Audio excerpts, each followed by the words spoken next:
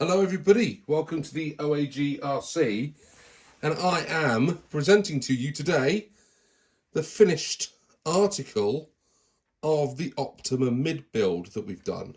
And I am really pleased with, well, firstly, I'm ecstatic with the way that this particular model turned out.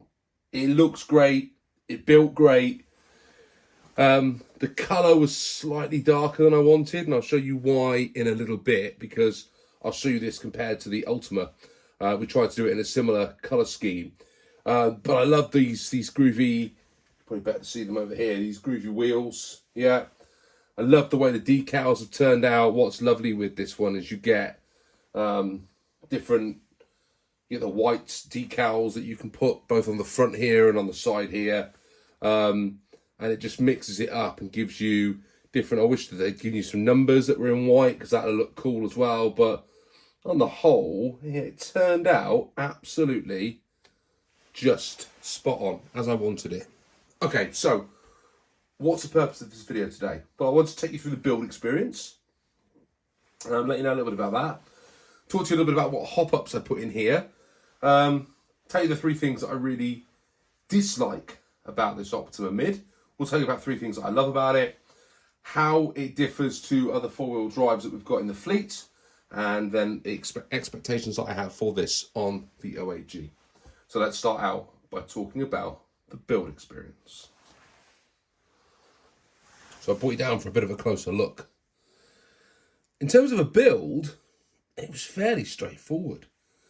Built the front end, built the rear end, attached it to the under tray, or the chassis tray at the bottom, which if I just flick it underneath, you'll see that beautiful silver metal under chassis to scratch to smithereens. I do have an underplate that goes underneath it that I think grips onto the body shell, but I haven't worked out exactly how it is. I'm going to work that yet. But yeah, it's a bit tight for space on the inside. We'll come on to that in a little bit. But on the whole, it was an enjoyable build. Nothing overly complicated. Some little considerations like the belt, the diffs.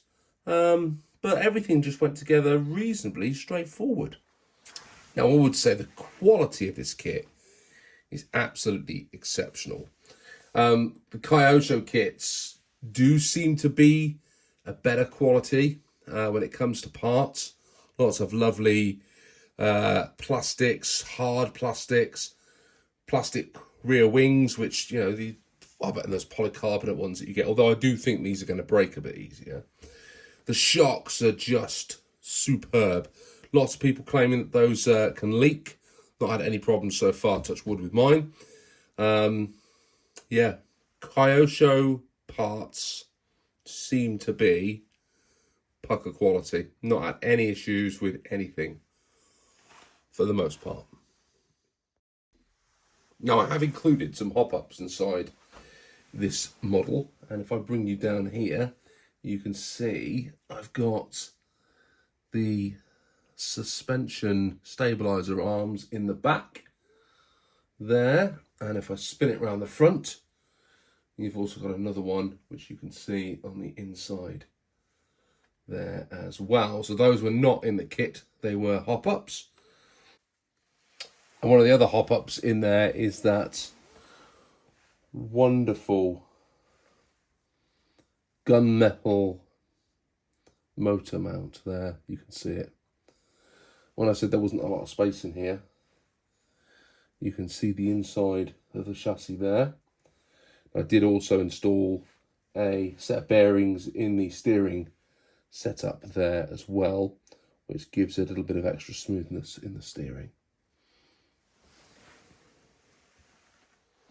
So talking about how good this is, let me tell you a couple of things that I'm not so keen on about this particular build. So, firstly, there ain't a lot of space inside. You can see how tight the ESC mount is there.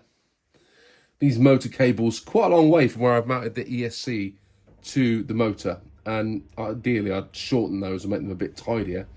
he wanted me to run, it's obviously built for brushless motors, he wanted me to run the motors underneath this plate here around the back there.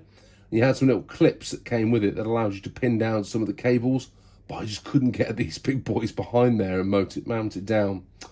Another thing that was really, really fiddly is you get a whole load of this stuff.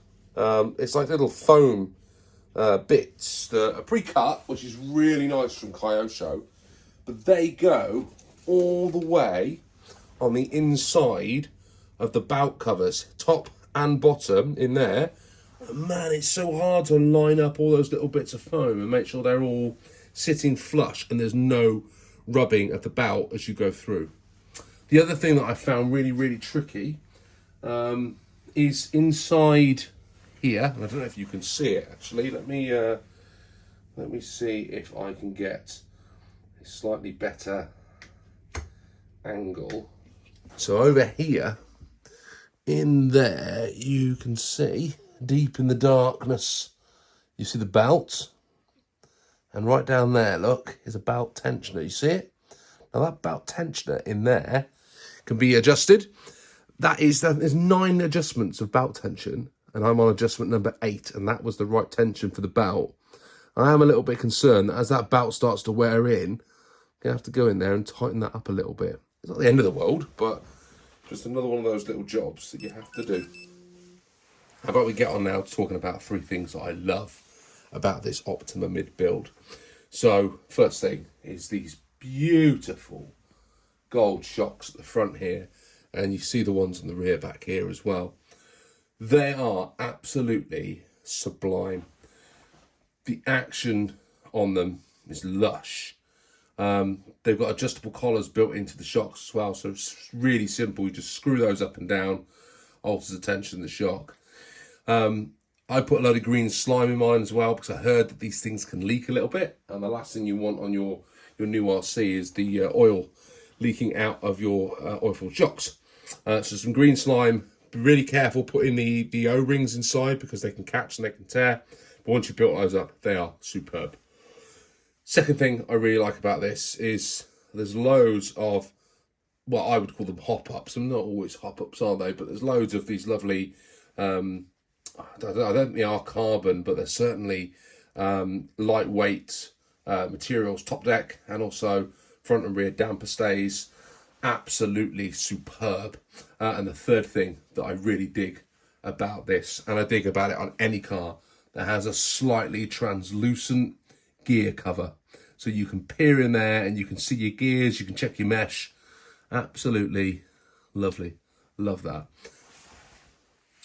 Should have added that another thing I hate about this already, not the easiest body to get on and off, and a few of the stickers are peeling back already with me constantly flexing the body to try and get it on.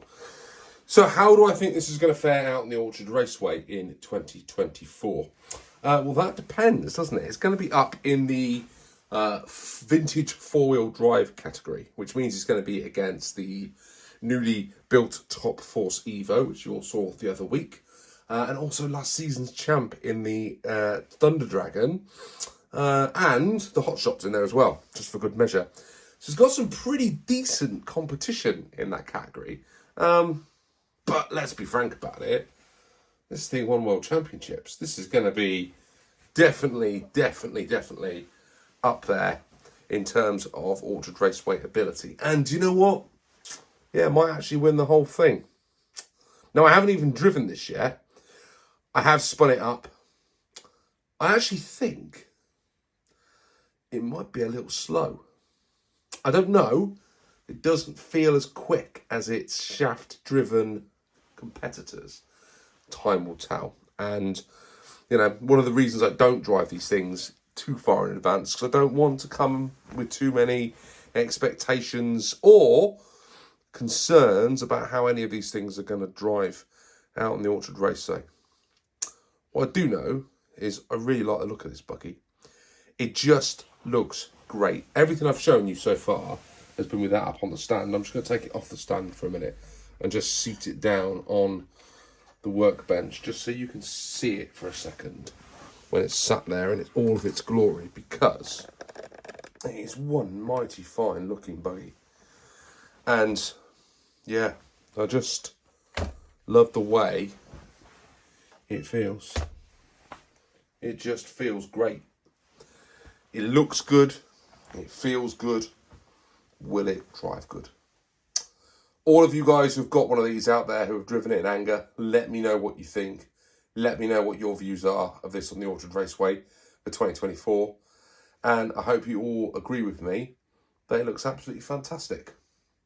What I'm now going to do is take a few shots of it in, various different positions so you guys can see what it looks like. What I haven't done is I haven't shown you what it looks like next to the Ultima, which is really unfair, because the whole point of me doing this was because I wanted you to see both of these lovely cars together side by side. Look at that. You see what I mean about when I said the Optima was a little bit darker? I must have done it in, this must have just been a regular silver and not the gun metal, because the gun metal's darker. But hey, do you know what? They still look pretty cool together. And I'm really glad that I went with the same sort of colour wheels. And I dug out the black wing to go on the back of that Optima Mid. But the more I look at that Optima Mid, the more I think actually that's the colour I should have done the body on the Ultima. But hey ho, it is what it is. So this is my two Kyosho Legends. And do you know what? I've really enjoyed both of them. So much so that I do feel there will be another legendary Kyosho build at some point on the channel. But I won't say any more than that. Right guys, that is me. I hope you've enjoyed this video. Little overview of the Optima Mid. I think what's going to come next is I might pull the Optima Mid down and take a look at it side by side with the Top Force Evo. What do you think? Try and let me know in the comments. Thanks for watching. See you all soon on the OAG RC. Bye for now.